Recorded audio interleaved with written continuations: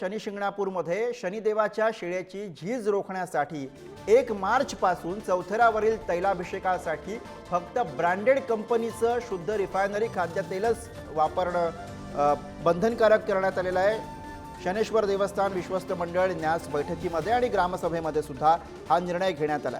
शिंगणापूरमध्ये चौथरावरती जाऊन शनिदेवाच्या मूर्तीवरती तैलाभिषेक करण्याची परंपरा आहे, पण तेलातील भेसळीमुळे शनिदेवाच्या स्वयंभू शेळ्याची झीज होत असल्यामुळे देवस्थानाकडून हा निर्णय घेण्यात आलाय। भाविकांनी आणलेल्या तेलाची शंका आल्यास असं तेल स्वीकारलं जाणार नाही किंवा ते तेल भारतीय अन्न सुरक्षा प्राधिकरणाकडे तपासणीसाठी पाठवलं जाणार आहे अशी माहिती आहे।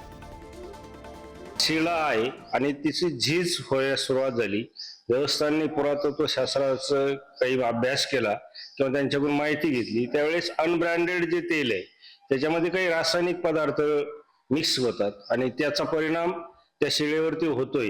आणि हे लक्षात आल्यानंतर गावातील ग्रामस्थांनी सुद्धा ग्रामसभा घेऊन की शनीला खाद्यतेलच अर्पण करावं, यापुढे अनब्रँडेड तेल वापरू नये आणि मग त्या दृष्टीने शनेश्वर देवस्थानने निर्णय घेतलेले आहे। ही शिळा जी आहे शिंगणापूरची ही शिळाची झीज होते दिवसेंदिवस, जेणेकरून याला निर्बंध घालण्यात यावे। केमिकल युक्त तेल हे वापरू देऊ नये, ते फक्त खाद्यतेल वापरण्यात यावे। शनिदेवाला आपण जे अभिषेक करतोय ते तेलाने करतोय, पण खाद्यतेल पाहिजे अभिषेक करण्यासाठी, पण आता ते खाद्यतेलामध्ये भेसळयुक्त तेल मूर्तीवर आपल्याला ते अभिषेक करण्याकरता टाकण्यात येतं। रसायनामुळे जी काही मूर्तीची हे होत होती, खराब होत होती, तर ती आता होणार नाही।